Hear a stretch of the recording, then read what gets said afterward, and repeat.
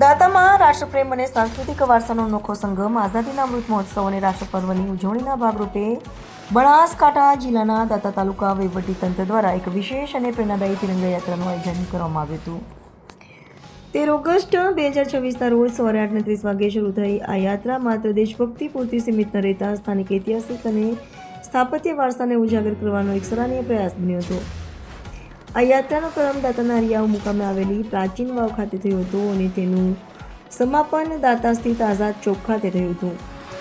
હરિવાવની heritage વાવથી આધારિત આયોજન. હરિવાવ ખાતે આવેલી આ પ્રાચીન વાવ આપણા પૂર્વજોની અદ્ભુત સ્થાપત્ય કલા, કારીગરી અને પ્રાચીન જળસંચય પદ્ધતિની જીવંત સાક્ષી છે.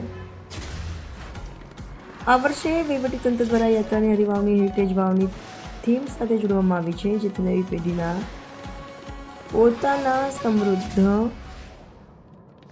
સાંસ્કૃતિક અને સ્થાપત્ય વારસાથી પરિચિત થાય અને તેના પ્રત્યે ગૌરવ અનુભવે. તિરંગા યાત્રાના પ્રારંભ પૂર્વે હરિવાવ ચોક ખાતે વિશેષ સ્વચ્છતા ઝુંબેશ હાથ ધરવામાં આવી હતી.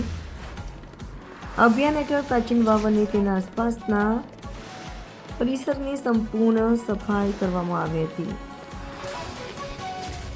એકત્રિત થયેલા કચરાનો યોગ્ય નિકાલ કરવામાં આવ્યો હતો. ઐતિહાસિક સ્મારકોની જાળવણી અને સ્વચ્છતા પ્રત્યે નાગરિકોમાં સામૂહિક જવાબદારીની ભાવના કેળવવાનો પ્રયાસ કરાયો હતો. ત્રિવેણી સંદેશ અને વહીવટીતંત્રનો અનુરોધ. આ સમગ્ર કાર્યક્રમ સ્વચર્યાઓ, સુરક્ષિત ધરોહર, તિરંગા ગૌરવનું, આપણી સંસ્કૃતિનું ગૌરવના સૂત્ર સાથે યોજાઈ હતી. આ આયોજન દ્વારા રાષ્ટ્રપ્રેમ, સ્વચ્છતા અને ઐતિહાસિક ધરોહરના સંરક્ષણનો ત્રિવેણી સંદેશ જન સુધી પહોંચાડવામાં આવ્યો હતો. દાતા તાલુકા વહીવટીતંત્ર દ્વારા સ્થાનિક નાગરિકો, યુવાનો, સામાજિક આગેવાનો તેમજ પ્રકૃતિ પ્રેમીઓને આ ભવ્ય તિરંગા યાત્રા સ્વચ્છતા અભિયાનમાં મોટી સંખ્યામાં ઉત્સાહપૂર્વક જોડાઈને દેશભક્તિ અને વારસાના જતનનો સંકલ્પ લેવડાવવામાં આવ્યો હતો. Bureau chief Pathan Ashraf Khan.